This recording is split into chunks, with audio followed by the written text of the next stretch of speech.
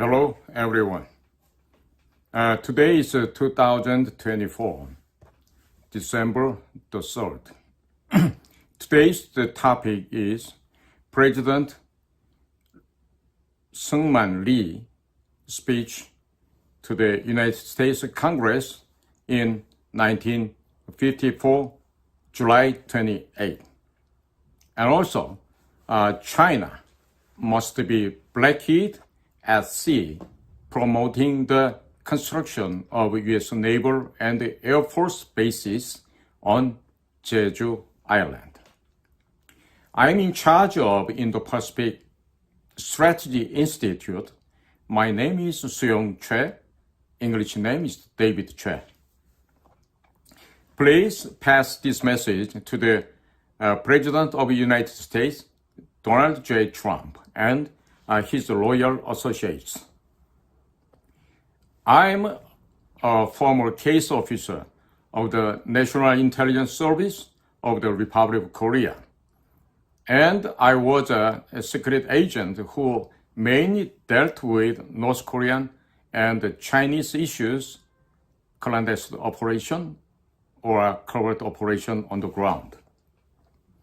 I graduated from the Department of Chinese Language and Literature at Seoul National University, and I received a master's degree in Chinese simultaneous interpretation from the Graduate School of Interpretation and Translation at Hankuk University of Foreign Studies, and mainly worked in China and the Asian regions.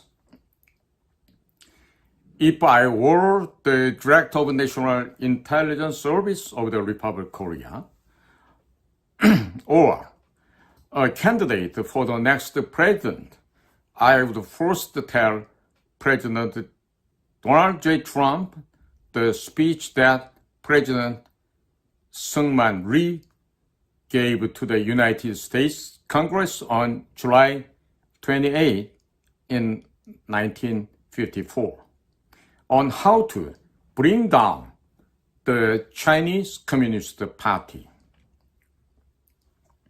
And I will tell you about how the current South Korean government will implement a naval blockade against the Chinese Communist Party. In the United States, I'd like to ask the next presidential candidate of Korea if he knows how President Syngman Rhee spoke in his speech before the United States Congress on July 28, 1954, and how he talked about and how he would destroy the Chinese Communist Party. And the United States should definitely ask the South Korean presidential candidate what strategy he has to take down the Chinese Communist Party. If you were to ask him if he was the next presidential candidate and someone under the influence of the Chinese Communist Party, he would not be able to answer. Below is an excerpt from President Syngman Rhee speech to the United States Congress on July 28, 1954, in which he addressed the Chinese Communist Party. Ladies and gentlemen, the Korean frontier comprises only one small portion of the war. We want to win the war for Asia, the war for the world, the war for freedom on earth. Yet the Republic of Korea has offered you its 20 equipped divisions and the men to compose 20 more. 1.5 million young Koreans ask for nothing better than to fight for the cause of human freedom, their honor, and their nation. The valor of our men has been proved in battle, and no American has doubted it since General Van Fleet's statement that the Korean soldier is equal of any fighting man in the world. The government of Republic of China in Formosa also has offered you 630,000 men of its armed forces and additional reserves. The communist regime on the mainland of China is a monster with feet of clay. It is hated by the masses, although the Reds have murdered 15 million of their opponents. Thousands of free Chinese guerrillas are still fighting in the interior of China. Red China's army numbers 2,500,000, but its loyalty is not reliable. As was proved when 14,369 of the Communist Chinese army captured in Korea chose to go to Formosa, Taiwan, and only 220 chose to return to Red China. Furthermore, the economy of Red China is extremely vulnerable.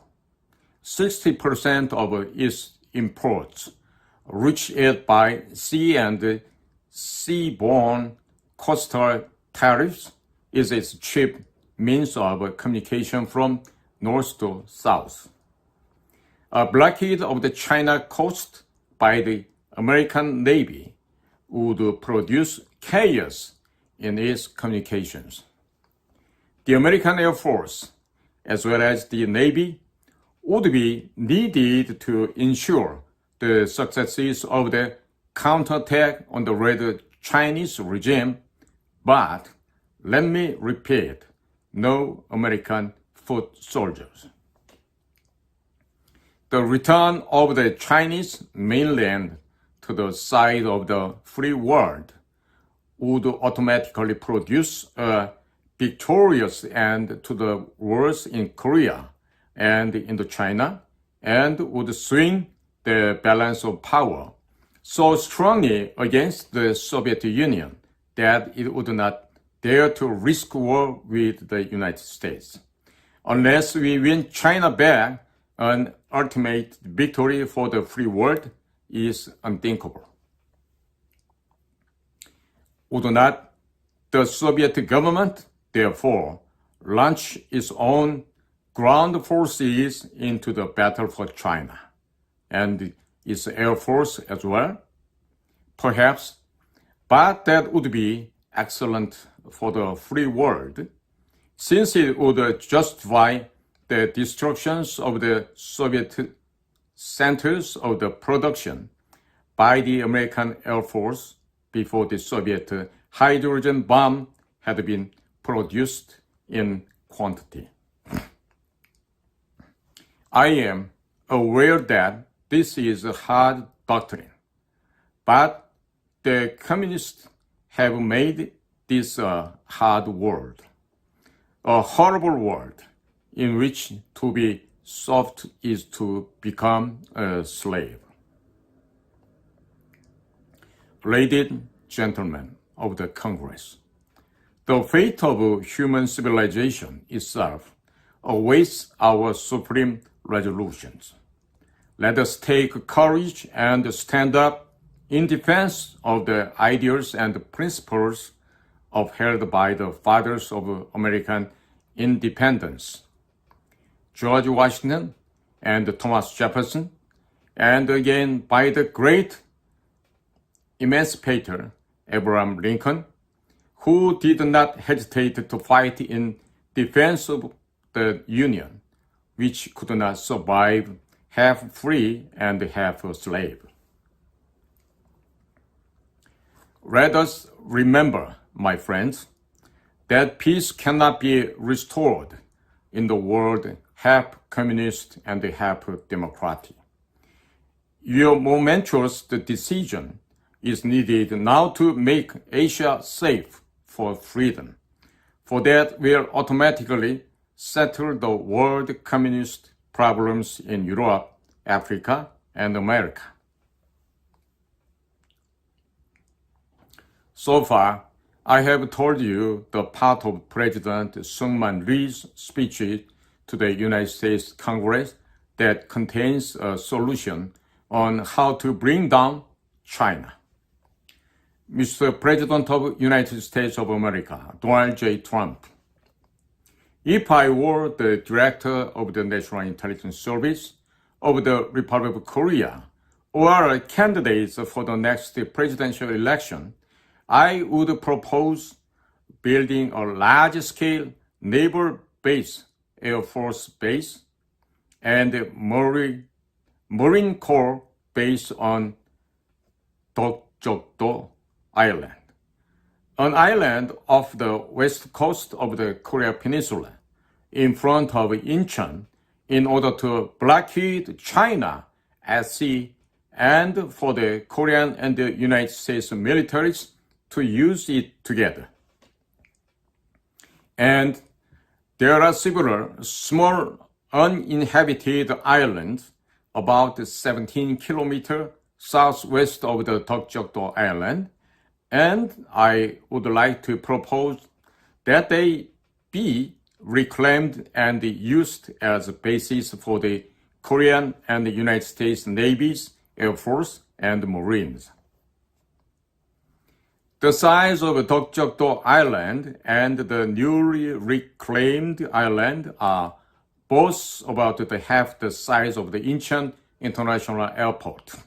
So, if the Korean and the American Air Forces, Navy, and the Marines are stationed on these two islands, it will be impossible for Chinese naval vessels to leave port in Dalian and Qingdao, where Chinese naval bases are located. The distance from Dokjeokdo Island to Dalian port is only about 430 kilometers, and the distance from Dokjeokdo Island to Qingdao port is only about 530 kilometers. Therefore, if the latest supersonic surface-to-ship missile with a range of 500 kilometers developed in Korea are deployed in large numbers, Chinese naval ships will not be able to leave the port. Even if there are hundreds of Chinese ships, if Dalian and Qingdao ports are blockaded by South Korean supersonic anti-ship missiles, at least 200 to 300 ships will be trapped in the port. And I'd like to make another suggestion. If you look 120 kilometers northwest of Jeju Island, there is an island called Gagodo Island. The size of this island is about 5 kilometers long and 2 kilometers wide. I propose that this island be used as a military base for the navies and the Air Force of the Republic of Korea and the United States to be stationed altogether. From this Gagodo Island, Qingdao Port, where the Chinese naval base is located, is approximately 490 kilometers away. Shanghai Port is approximately 440 kilometers away, and Ningbo Port is approximately 550 kilometers away. If the Korean and the American Air Forces and the navies were stationed on this island, and a large number of the Korean military's latest supersonic surface-to-ship missiles were deployed, it would be possible to tie down about 300 Chinese naval ships and prevent them from leaving the port. Also, if you look to the southwest of Jeju Island, there is a small military airfield that was used during the Japanese colonial period. If we developed this place and build on Air Force base and naval base that can be used by the United States and the Korean militaries, hundreds of Chinese naval ships will not be able to pass through Jeju Island and advance to the Pacific Ocean. Almost all of the Chinese ships and submarines will be trapped on the west coast of the Korea Peninsula. And if we sink them all with the supersonic surface-to-ship missile or supersonic air-to-ship missile that South Korea has recently developed, and the Chinese Navy can be dealt with very easily. This tactic is the crane wing formation used by Admiral Yi Sun-shin against the Japanese Navy that invaded the Joseon dynasty.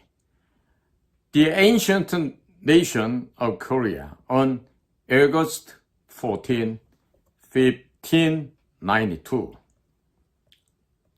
If all Chinese ships and submarines were trapped on the west coast of the Korea Peninsula, and the South Korean and the U.S. navies and Air Forces poured out various missiles, they could be destroyed very easily. Koreans have fought numerous wars in the waters around the Korea Peninsula and in Manchuria since the time of their ancestors, so they have many strategies to crush down China.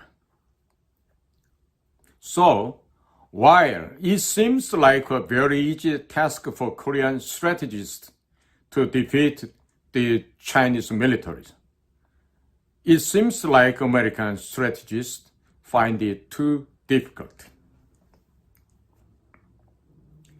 American strategists tend to make things too complicated and difficult.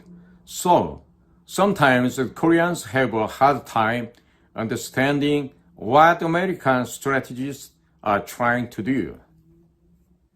I would also like to propose that the Republic of Korea build Republic of Korea Air Force, Navy, and Marine Corps bases in the northern Philippines and secure passage through the Luzon Strait, the strait between the Philippines and Taiwan. If Republic of Korea Navy, Air Force, and the Marine Corps bases are built in the northern Philippines and the Republic of Korea naval ships, submarines, and fighter jets are deployed in large numbers, China will not be able to invade Taiwan. And the South Korean Navy and Air Force can sufficiently block Chinese naval vessels and the submarines departing from Hainan Island, where a Chinese naval base is located, from passing through the Luzon Strait and advancing into the Pacific Ocean. Because it takes a lot of money to build the military bases I mentioned earlier, I hope that President Donald J. Trump will raise tariffs on Chinese products significantly, but not on Korean products. If only one of the two people, the President of the Republic of Korea and the Director of the National Intelligence Service, were to do their jobs properly, it would be possible for the Korean military alone to blockade the Chinese Navy and Air Force without needing the full force of the United States military in Korea. However, the Yoon government spent 57 trillion won, that is $43.8 billion on defense in 2023, while supporting 102.3 trillion won, equal to $78.7 billion to non-governmental organizations. An additional 2.4 billion won, the trillion won, that is $18.5 billion, were spent on gender recognition. And when these two items are combined, 126.3 trillion won, that is $97.2 billion, wasted. The Yoon government provided twice as much money as the defense budget to NGOs as operating funds. Even though the South Korean government has a sufficient budget to spend up to 120 trillion won, $92.3 billion on defense every year, but it is using it in the wrong places. I don't know who will be the next presidential candidate of the Republic of Korea, but I hope that in the United States, you will definitely ask the next presidential candidates of the Republic of Korea whether he or she is willing to put into practice the suggestions I have made above. If he had been recruited by Chinese Communist Party a long time ago, or was someone under the Chinese Communist Party's spheres of influence, he would not be able to give proper answers.